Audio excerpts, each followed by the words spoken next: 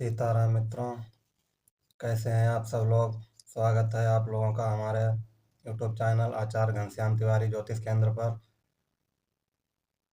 अगर आप लोग हमारे चैनल पर नए हो तो हमारे चैनल को सब्सक्राइब करके घंटी बजा दिया करो, ताकि हमारे द्वारा जो भी नोटिफिकेशन मिलती है वो आप लोगों तक लगातार पहुंचती रहे। मित्रों, आज लगभग 15 दिन हो गए वीडियो नहीं डाल पाए हम। स्वास्थ्य कुछ गड़बड़ था, इसलिए थोड़ा सा सर्दी जुकाम हुआ था इसलिए वीडियो नहीं बना पाए। तो अब जब स्वास्थ्य सही हुआ है तो हम आप लोगों के सामने वीडियो प्रस्तुत करने के लिए आए हैं। आज हम आप लोगों को मकर संक्रांति के बारे में बताने जा रहे हैं कि मकर संक्रांति कब मनाई जाएगी, इसका मुहूर्त क्या रहेगा, कितने घंटे का मुहूर्त रहेगा, एवं मकर संक्रांति जो है वो किस लिए मनाई जाती है, तिल और गुड़ का इस दिन क्यों महत्व है। हर किसी चीज का किसी न किसी दिन महत्व होता है। मकर संक्रांति को तिल अथवा गुड़ ही क्यों विशेष माने जाते हैं, इसका क्या योगदान है, इन सब बातों की जानकारी आप इस वीडियो में प्राप्त करेंगे। तो वीडियो में लास्ट तक बने रहें, पूरा वीडियो ध्यान से देखें। इसी के साथ साथ हम मकर संक्रांति और गंगा स्नान के बारे में तथा दान इत्यादि के बारे में चर्चा करेंगे। सबसे पहले मित्रों, आप लोग ये जान लें कि हमारे हिंदू सनातन धर्म में संक्रांतियाँ होती कितनी हैं। बहुत से लोग यही जानते समझते होंगे कि सिर्फ मकर संक्रांति ही मनाई जाती, यही एक संक्रांति होती है, लेकिन ऐसा नहीं है। हमारे देश में 12 संक्रांतियाँ मनाई जाती हैं। ये एक अलग बात है कि मेष, कर्क, तुला और मकर संक्रांति, इन चार को विशेष महत्व दिया जाता है पौराणिक कथाओं के अनुसार। और मकर संक्रांति का एक अलग ही महत्व माना जाता है। वैसे तो 12 संक्रांतियाँ हमारे पंचांग अनुसार, ज्योतिष अनुसार मनाई जाती हैं। मेष संक्रांति, वृष संक्रांति, मिथुन, कर्क संक्रांति, सिंह संक्रांति, कन्या और तुला संक्रांति, वृश्चिक संक्रांति, धनु, मकर संक्रांति, कुंभ और मीन संक्रांति, ये 12 राशियां होती हैं। संक्रमण को ही हम संक्रांति कहते हैं। संक्रमण किसे कहते हैं? राशि परिवर्तन। सूर्य जब एक राशि से दूसरी राशि में प्रवेश करते हैं तो यही संक्रमण संक्रांति कहलाता है। जिस प्रकार हमारे एक जो चंद्रमास होता है उसमें 2 पक्ष होते हैं, एक कृष्ण पक्ष और एक शुक्ल पक्ष। इसी प्रकार जो हमारा एक सौर वर्ष होता है उसके 2 अयन होते हैं। आप लोगों ने सुना भी होगा, उत्तर गोल उत्तरायण और दक्षिण गोल दक्षिणायन। तो दक्षिणायन को यामयन और सूर्य जब उत्तरायण होता है तो इसको हम उत्तरायण कहते हैं। इसको उत्तरायण को सौम्यायन भी कहा जाता है। तो एक सौर वर्ष में ये 2 अयन होते हैं, उत्तरायण और दक्षिणायन, सौम्यायन और याम्यायन। इस प्रकार आप लोग समझ सकते हैं। उत्तरायण का आरंभ 22 दिसंबर को होता है। ये दशा 21 जून तक रहती है। उत्तरायण में दिन लंबे तथा रातें जो हैं वो छोटी हो जाती हैं। दक्षिणायन को देवी देवताओं की रात कहा जाता है। जब सूर्य उत्तरायण होते हैं तो शुभ कार्य शुरू हो जाते हैं, तथा जब सूर्य दक्षिणायन में होते हैं तो शुभ कार्य वर्जित माने जाते हैं।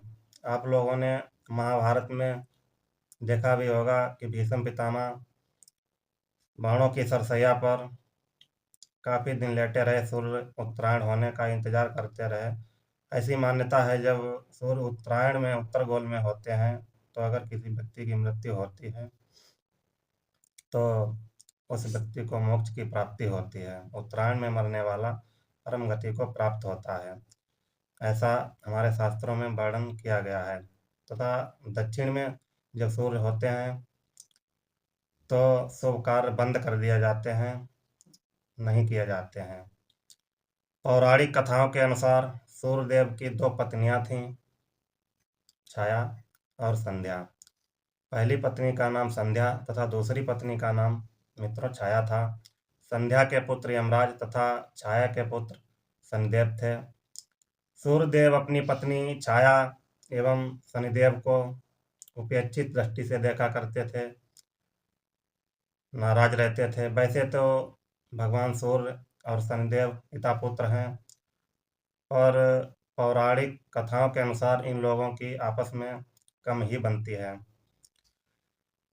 सूर्यदेव अपनी पत्नी छाया एवं शनि देव से जब रुष्ट रहते थे, यह बात शनिदेव को पसंद नहीं थी तथा पिता पुत्र में बैर भाव अधिक उत्पन्न होने लगा।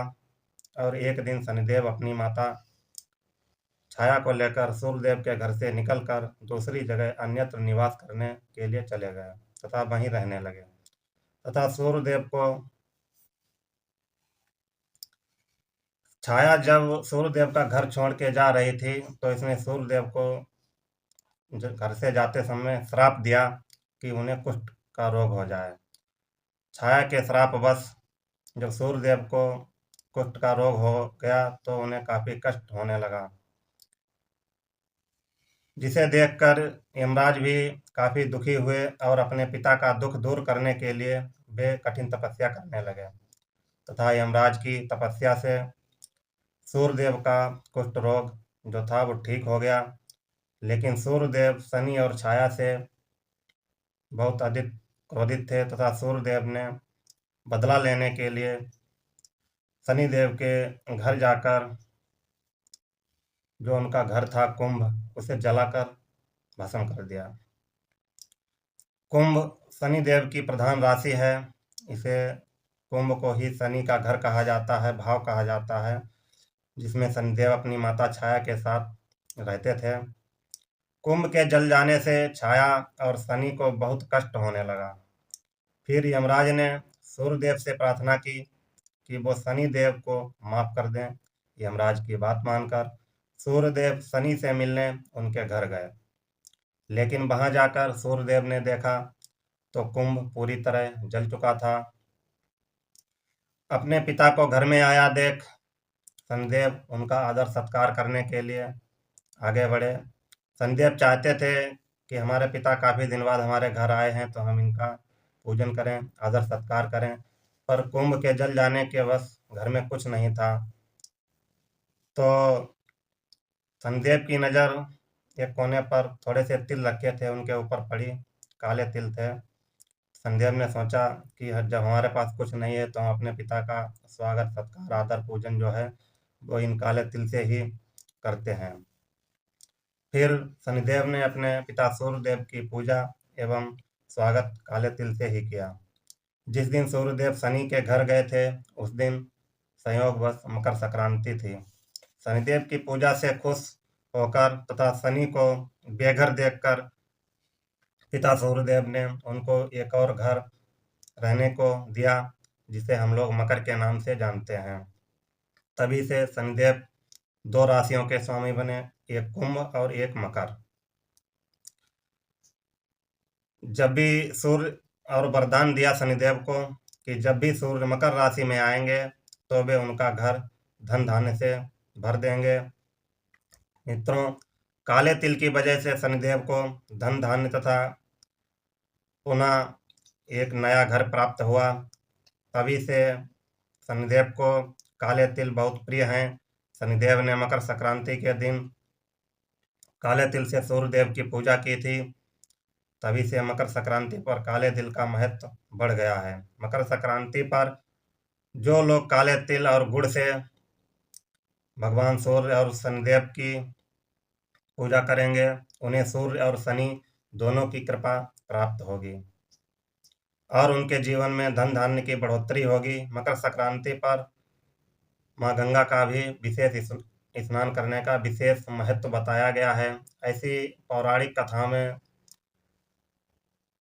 मान्यता मिलती है कि मकर संक्रांति के दिन जो राजा सगर के 60,000 पुत्र की मृत आत्माएं ब्रह्मांड में भटक रही थीं, कपिल मुनि के आश्रम में जाकर गंगा जी ने मकर संक्रांति के दिन ही उनका उद्धार किया था। तो मकर संक्रांति पर इसलिए भी महत्व गंगा जी का बढ़ जाता है। गंगा जी नहाने के बाद में आप लोग गुड़ और काले तिल से भगवान सूर्य और शनिदेव की पूजा करें तो आपके सभी सकल मनोरथ पूर्ण होंगे, ऐसा शास्त्रों में वर्णन किया गया है।